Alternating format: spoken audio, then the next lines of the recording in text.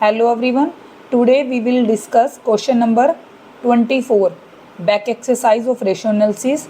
In this question we have given working capital 4,80,000, total debt 16 lakh, long term debt 10 lakh, inventory 3,40,000, prepaid insurance 20,000 and the liquidity ratio आपको find out करनी है. ठीक है, तो इस question में first of all अब हमें वर्किंग कैपिटल गिवन है. सबसे पहले तो आपको ये पता होना चाहिए जो वर्किंग कैपिटल होती है वो क्या होती है, current asset minus current liability. Working capital क्या होती है, current asset minus current liability. अब आपको ना तो करंट एसेट गिवन है ना ही करंट लायबिलिटी गिवन है, बट आपको क्वेश्चन में गिवन है total date and the long term debt. जब आप टोटल डेट में से लॉन्ग टर्म डेट लेस कर दोगे तो आपको क्या रिसीव हो जाएगी, करंट लायबिलिटी. ठीक है, तो आपको क्या गिवन है, टोटल डेट माइनस 10 लाख के आपके लॉन्ग टर्म डेट और आपकी वैल्यू आ गई 6 lakh. 6 lakh is your current liability. ठीक है, तो आप क्या करोगे, working capital equal to current asset minus current liability.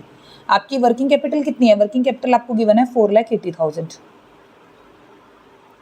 Current asset आपको पता नहीं बट करंट लायबिलिटी आपकी 6 लाख.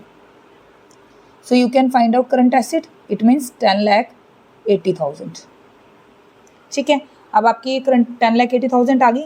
अब आपको पता है जो लिक्विड एसेट होती है आपकी, अब आपको यहाँ लिक्विडिटी रेशियो निकालने. लिक्विडिटी रेशियो के लिए आपको क्या चाहिए, liquid asset upon current liability. Current liability तो आपको पता लगी है, अब लिक्विड एसिड आपको नहीं पता बट आपको फॉर्मूला पता है. लिक्विड एसिड क्या होती है, current acid minus inventory minus prepaid insurance. इसके अलावा इसमें प्रोविज़न भी लेस होता है, प्रोविज़न जो आपको एडवांस इनकम टैक्स का होता है बट इसमें गिवन नहीं इसलिए हम नहीं लेंगे. तो आप क्या करोगे, 10,80,000 माइनस इन्वेंट्रीज 3,40,000 माइनस 20,000. तो आपकी वैल्यू कितनी आई, 7,20,000. अब आपको पता है liquid acid it means 7,20,000 and the current liability is 6 lakh. तो आंसर आ जाएगा 1.2:1. तो लिक्विडिटी रेशियो कितनी हो जाएगी, 1.2:1. Okay, thank you.